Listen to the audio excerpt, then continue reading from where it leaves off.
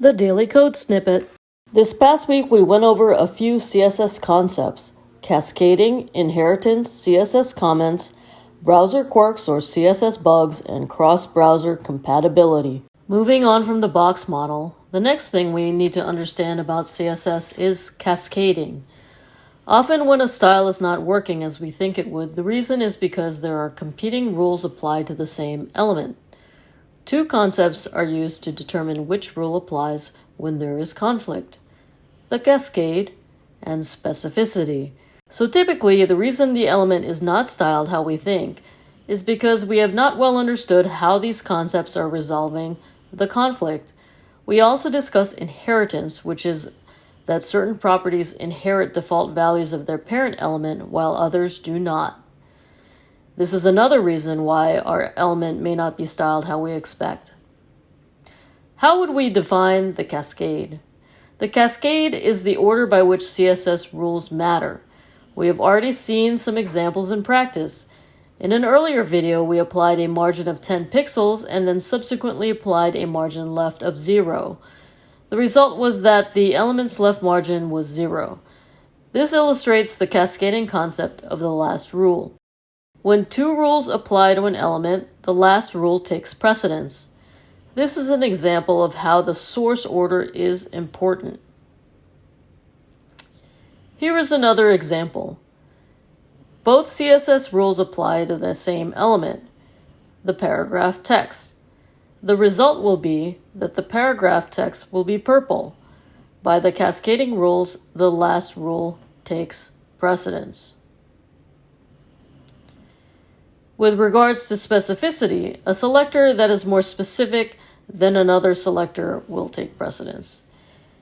Here are some examples. Bold paragraph text will be dark gray, since bold paragraph text is more specific than just paragraph text. Introductory paragraph text identified by the ID attribute of intro will be dark gray and italicized, since P#intro is more specific than P, or paragraph text. Finally, you can override other rules by adding the phrase !important after any property value. So if we revise our previous example, the paragraph text will be blue, even though the last rule is that the text be purple, because the addition of !important makes the rule take precedence. The concept of inheritance with CSS is that some properties are applied to the child elements automatically. These elements inherit the value for that property from their parent element.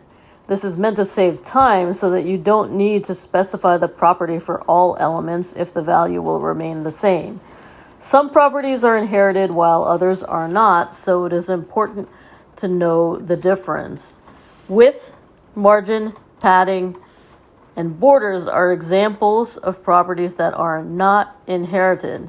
If you think about it, if you added a border to an element, would you really want it to apply to all the child elements related to that element? Probably not. You would spend time trying to remove the border on multiple elements. So common sense determines what properties are inherited as well as those that are not. Color is an example of an inherited element. A classic example is if you have an unordered list. Here is the HTML, and here is the CSS. If you give the unordered list a particular color, all its list item children will inherit the same color. And again, it is likely you would want a grouping of list items to have a consistent color. It will save you time to not have to add the color to each individual list item. So in this case, all the list items will be medium gray because they will inherit the color of the unordered list element that is its parent. However, sometimes you want to control inheritance and go against the convention. To do this, you will use the following values: inherit, initial, and unset. When you set a property's value to inherit, it will turn on inheritance for that property, and it will take on the characteristics of that property for from its parent element.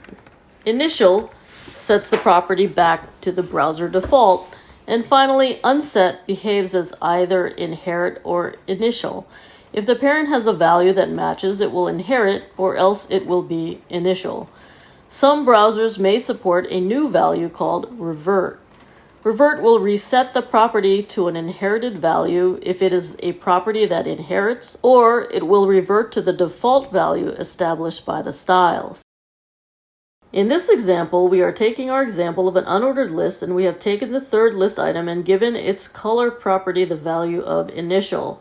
The result is the color will revert back to the original or initial color, which is black. We are doing the same with the H3 element to which styling was applied for our next example. The result is to remove that styling. In the next example, we are showing you how unset and revert act differently. As we have stated, we have added a different styling to our H3 element. It is of normal weight with a dark blue color and a dark blue underline. When we apply the value of unset to the font weight, color, border bottom, the result is that the heading is now black without an underline. In contrast, when we apply revert, the heading is a bold weight, black, and has no underline. Unset merely blocks the element from inheriting the H3 styling we applied. Revert will have the element revert to its default state. As the default state for a heading element is to be bold, the element is now bold. Note in our CSS, when we plan to affect all the properties, we can use a shorthand property all and set it to revert instead of having to write out the font weight, color, and border bottom properties out individually. Just like HTML, we can add comments in our CSS. It is important to get into the habit of commenting your code. Any text placed within a /* and an asterisk / will not be read by your browser. It is a way to take notes inside your code. This is very useful when you're learning and when you're collaborating with others. If you have a question, put your question, your notes, and whatever you're concerned about in that comment, and then it will not be read by the browser, but it's there to help you and anyone you may ask to understand what's going on with your code. With CSS, comments are often added to keep your CSS organized. It is good to keep related CSS items grouped together, and you can add a CSS comment to add a label to that section. For example, you may want to place all your CSS rules that relate to typography in one area of your CSS. So when you need to make a change, it is easy to find the rules you have made for particular elements easy. Sometimes people even create a table of contents to outline how their style sheet is broken into sections and organized. Again, the purpose is to stay organized and make it easier to find a particular CSS rule when you go back to your style sheet file to make a change. Here is an example of how commenting can make your code organized. This is an example of a CSS style sheet from a WordPress theme. You can see that the commenting is used to give background information on the theme itself. Then below, you can see a table of contents. Here we focus on the table of contents. By creating sections like this, it would be easy to use the search function of a code editor to find a particular section of code so that you can adjust the style. Zooming in further, we can see how the CSS is being divided. We can see areas for typography, navigation, accessibility, and the content. A few episodes back, we discussed the history of CSS. CSS1 was released in 1995, and CSS2 was released in 1997. Browser support of CSS drove development, and there was fierce competition between the browser developers that led to an inconsistency in what CSS was supported. So this is a key reason why web designers must spend time testing cross-browser compatibility. We must make sure our websites will display comparably on various devices, operating systems, and browsers. CSS3 was released in 1999, and its development is ongoing. Older browsers may not support all CSS3 code. When a CSS property does not display as expected, it is referred to as a browser quirk or CSS bug. So when you encounter a problem with your style and you determine it is not an issue with your code, it may actually be a compatibility issue. There are websites that compile these browser quirks and CSS bugs that you can reference to see if a problem has been seen before and if a workaround has been developed. One can also search for a particular property, and you can find out the browser support for that property. It may be a property supported by Google Chrome, but not just supported by Apple Safari. It may be that you haven't updated your browser, and a newer browser would support that property. Here is an example of a chart you may find about a CSS property or value. This is from Mozilla's developer site, and it is showing a browser compatibility chart for the value revert for inheritance. Revert is not supported by Internet Explorer or Samsung Internet. However, there is a note to look at the implementation notes to get more information. The numbers presented in the chart show the version of the browser that now supports revert. So you would need Google Chrome 84 or later for revert to be supported. The current release is Google Chrome 91. As mentioned before, cross-browser compatibility is the process by which we make sure our code works across multiple devices, platforms, and browsers. Since different browsers support CSS code in different ways, one way to help resolve this issue is to use a CSS reset. This is a set of CSS rules that resets the styling of all HTML elements to the same baseline. When we were looking at the table of contents in a CSS style sheet a few episodes ago, you may recall that one of the first sections of code in that style sheet was normalize. This is an example of a CSS reset. Normalize.css is a set of CSS rules that sets browsers to a baseline of modern standards and is an open source code on GitHub. Another way to make sure your code works on particular browsers is to use conditional comments. This was a common practice when it was necessary to support Internet Explorer, which tended to be the most problematic. These days, we would only need to support Internet Explorer if we knew our target audience is likely to have an older system using this browser. To target all Internet Explorer browsers, you would enclose your code in these comments. HTML, if IE, your code, and if /HTML. To target Internet Explorer 6, we would use this conditional comment code instead.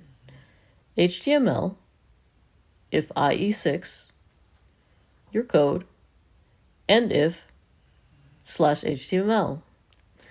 Vendor prefixes are used to make sure to target particular browsers that may not yet be keeping up with W3C standards and the latest CSS3 releases. These are the vendor prefixes for the most popular browsers. -MOZ- for Mozilla Firefox, -MS- for Internet Explorer, -O- for Opera, -WebKit- for Safari and Chrome. Finally, we would run our code through an HTML and CSS validator. There are free options available, and these will validate or make sure your code is correct. We will be alerted if we have syntax or any other errors so that we can fix them prior to releasing our code for wide use. Presented by Designers Learn Code.